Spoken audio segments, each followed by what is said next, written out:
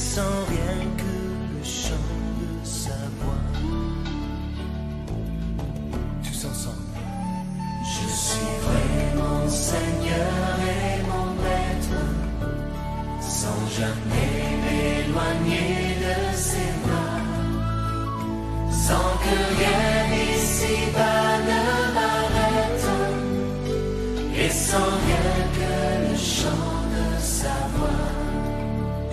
Je vivrai de bonheur et de grâce, de l'amour que son cœur m'a donné, et que rien ici-bas ne l'efface. C'est le vœu de mon âme assoiffée. Un seul instant auprès de toi, vaut bien les heures et la route. Tout pour autant que ce soit toi qui m'accompagne au parvis de ta joie. Je suivrai mon Seigneur et mon Maître, sans jamais m'éloigner de ses pas, sans que rien ici-bas ne m'arrête, et sans rien que le chant de sa voix.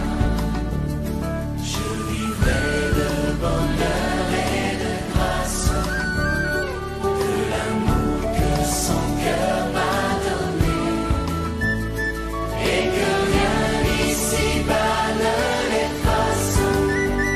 C'est le vœu de mon âme assoiffée. Un seul instant auprès de toi, vaut bien les heures et la route. Tout pour autant que ce soit toi qui m'accompagne au parvis de ta joie.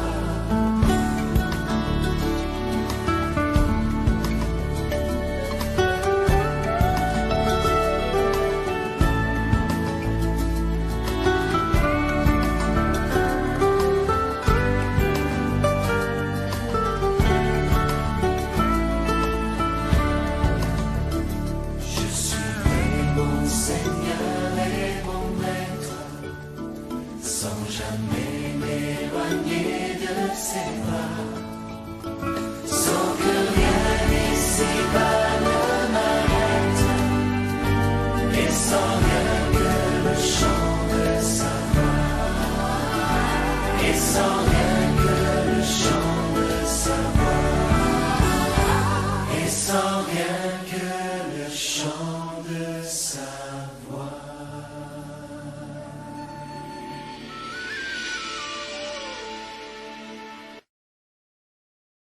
J'aimerais ouvrir la parole de Dieu dans la lettre que Paul a écrite aux Corinthiens, au chapitre 5. Il y a un verset qu'on connaît forcément dans ce chapitre 5.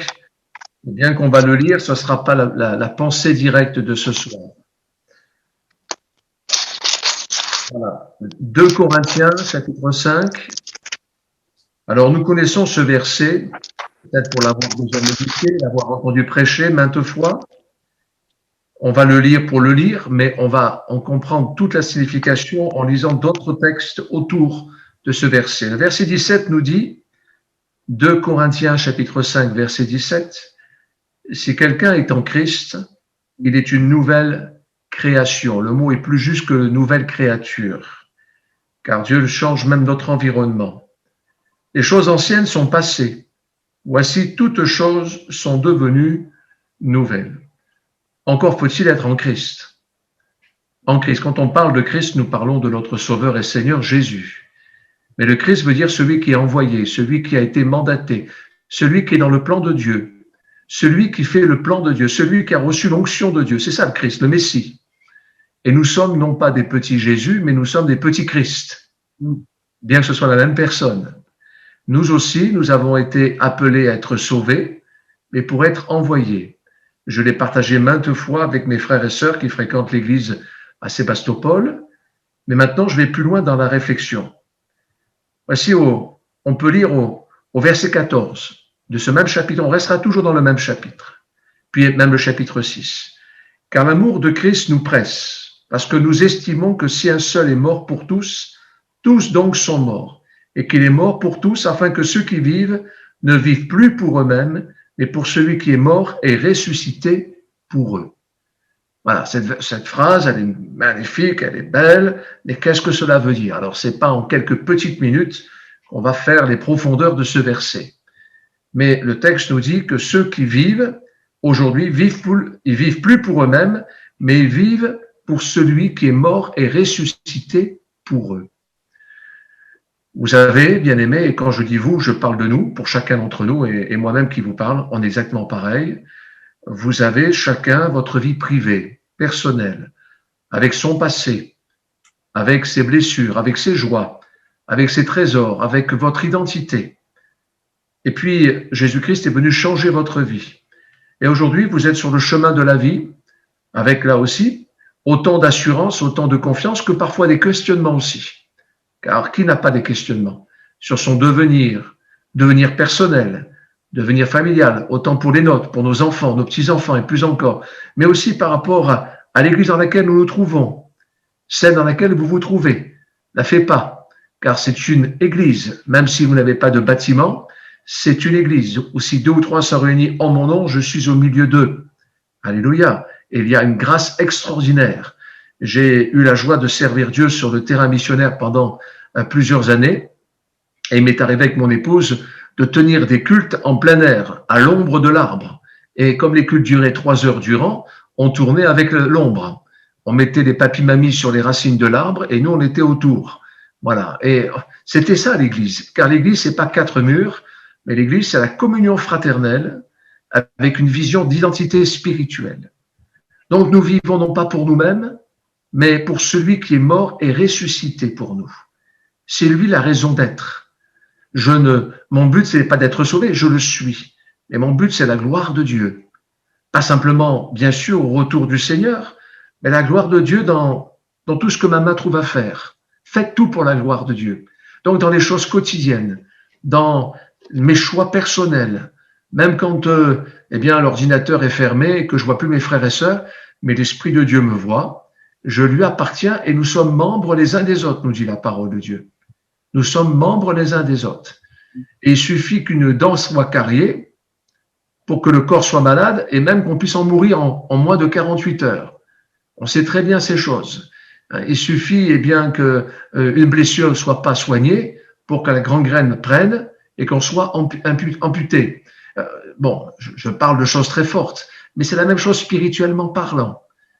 Autant ma vie ne regarde personne, mes choix, mes décisions ne regardent personne, et pourtant, je ne vis plus pour moi, mais je vis pour celui qui est mort et ressuscité.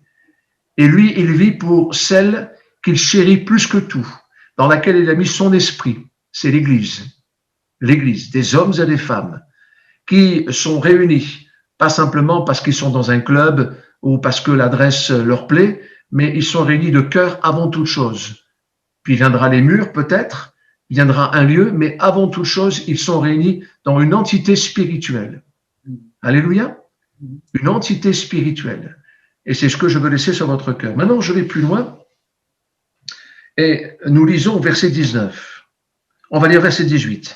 Et tout cela vient de Dieu, qui nous a réconciliés avec lui par Christ et qui nous a donné le ministère de la réconciliation.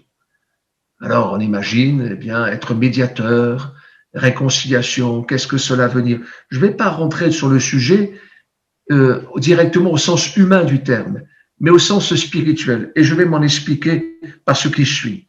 Verset 19, « Car Dieu était en Christ, réconciliant le monde avec lui-même, en n'imputant point aux hommes leurs offenses, il a mis en nous la parole de la réconciliation. Nous faisons donc les fonctions d'ambassadeurs pour Christ, comme si Dieu exhortait par nous. Nous vous en supplions au nom de Christ, soyez réconciliés avec Dieu. Celui qui n'a point connu le péché, il l'a fait devenir péché pour nous, afin que nous devenions en lui justice de Dieu. » Il y a beaucoup à dire, mais je m'arrêterai très rapidement sur 2 points. Première expression, c'est « soyez réconciliés avec Dieu ». Il ne sert à rien de parlementer, de parler de Dieu, de parler à Dieu, de proclamer ses promesses si je ne suis pas réconcilié avec Dieu. C'est la porte de la repentance. Et parfois dans notre vie chrétienne, vous comme moi, il nous arrive de revenir à cette porte de la repentance. Il se peut que nous ayons dérapé. Et je ne parle pas de fautes comme des grosses casseroles que tout le monde connaît, mais il y a parfois des sentiments au fond du cœur, peut-être des blessures. Quelqu'un me disait ces jours-ci, j'ai perdu la foi. Et apparemment, cette personne est fidèle, elle vient à l'église, mais elle disait, j'ai perdu la foi. Oula.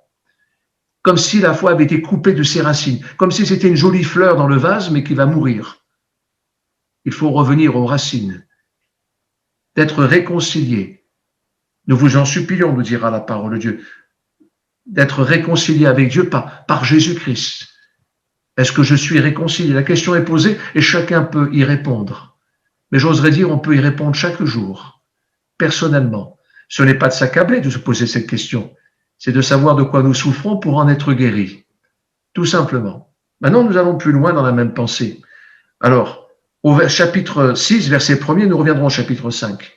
Puisque nous travaillons avec Dieu, nous vous exhortons à ne pas recevoir la grâce de Dieu en vain. Je m'arrête là. D'un côté, soyez réconciliés avec Dieu. Être réconcilié avec Dieu, ce n'est pas inoffensif. Ça nous engage. On ne peut pas rester passif en étant réconcilié avec Dieu, car Dieu est en marche, car Dieu est la vie, car Dieu, par Jésus-Christ, est le principe même de la vie.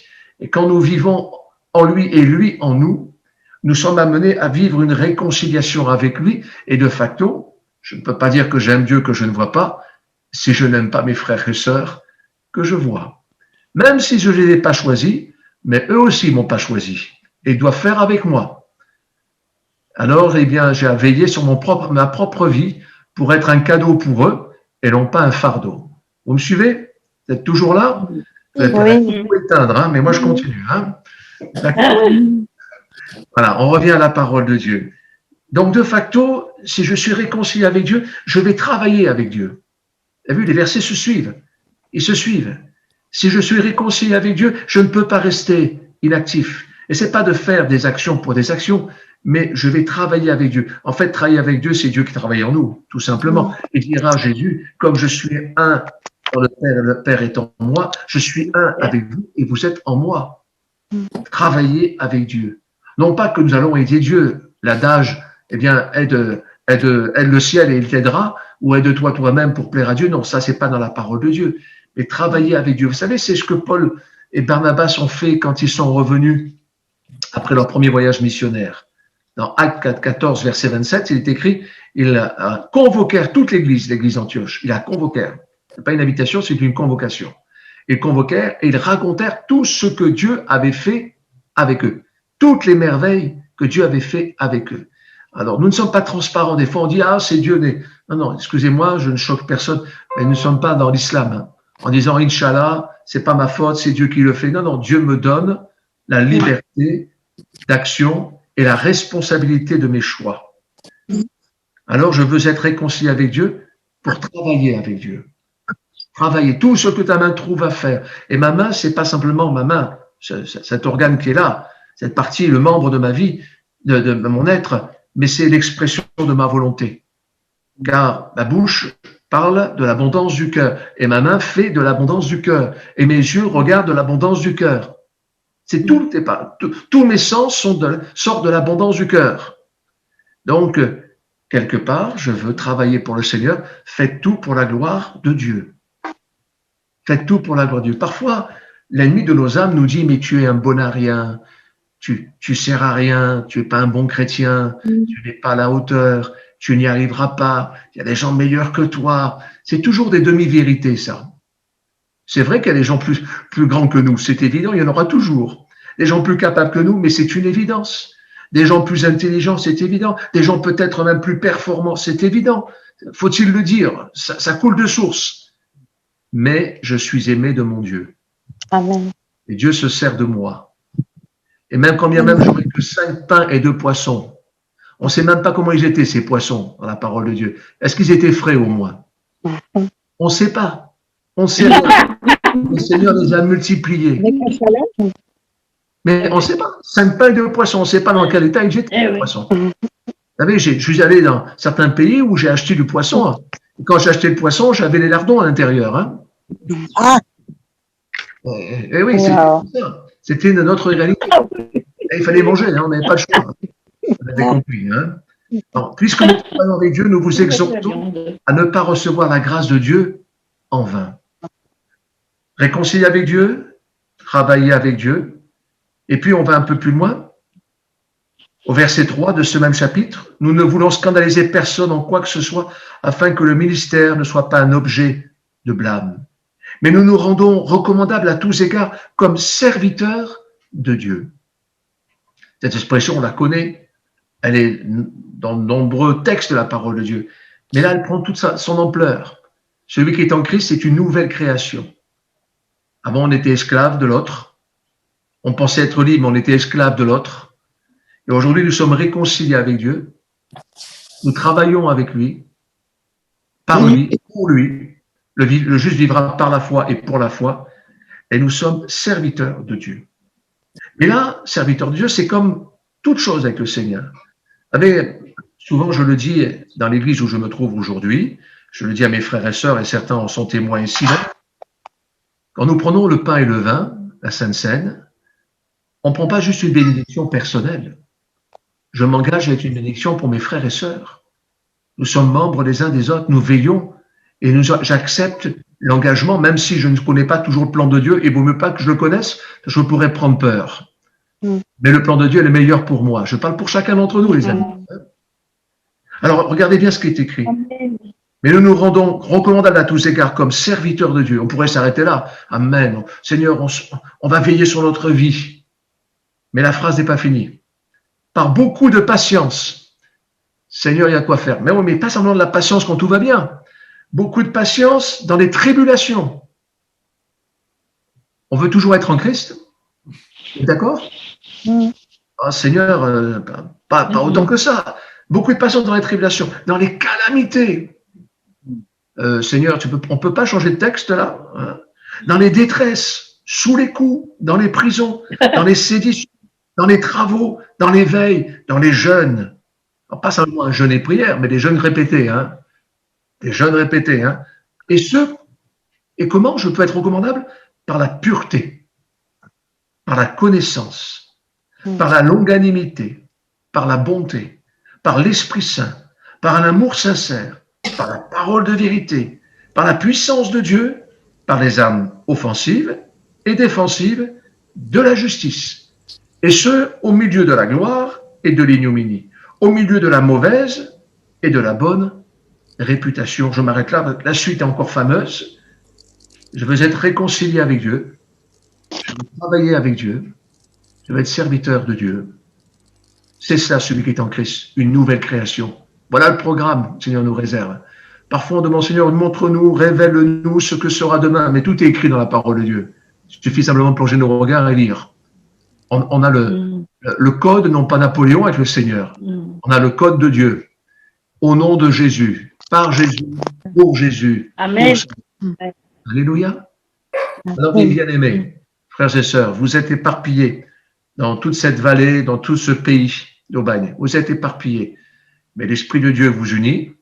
Amen. Et le Seigneur bâtit son Église. Amen. Au nom de Jésus. C'est lui qui fait justice. C'est lui qui, a, je dirais, dans sa main, sa justice. Et nous sommes des ambassadeurs de la réconciliation. Amen. Soyons en paix autant que cela nous est possible, nous dit la parole de Dieu. Et que nous soyons recommandables, même dans les temps les plus terribles. Le texte nous dit tribulation, détresse, coups, prison, sédition, travaux. Et comment? Recommandable? Par la pureté, la connaissance, la longanimité, la bonté, l'Esprit Saint. En fait, ceci relève du miracle. Ni vous ni moi, nous sommes capables. La bonne volonté n'ira pas plus loin qu'un seul pas. C'est Pierre qui dira, Dieu ne plaît, je te suivrai jusqu'en prison, jusqu'à la mort. Nous connaissons la suite. Nous sommes ses petits-enfants à Pierre. Hein. On lui ressemble beaucoup. Et voilà, quand l'Esprit de Dieu l'a rempli de vie, de force, lui qui était un marin pêcheur, lui qui n'avait pas fait de hautes études, a été capable de s'expliquer lors de la première prédication à la Pentecôte, rempli de l'Esprit. Le Seigneur veut se servir de vous. Alléluia. Il veut se servir de vous et le Seigneur va vous bénir, vous renouveler, vous garder. Parfois, on voit le temps qui passe. Cet été, vous allez dire, oh, on a moins de réunions, on a moins de rendez-vous. Soyez fervents avec le Seigneur. Priez les uns pour les autres. Et c'est en disant, Seigneur, tu es là, tu bâtis ton église, tes yeux sont fixés sur nous et nous sommes à toi. Nous sommes tes vases. Nous sommes ton temple. Au nom de... Je prie le Seigneur, s'il vous plaît. Amen. Je prie de tout mon cœur pour ses amis assemblés, Seigneur, et tous ceux qui n'ont pu être là et qui pourront écouter ce message.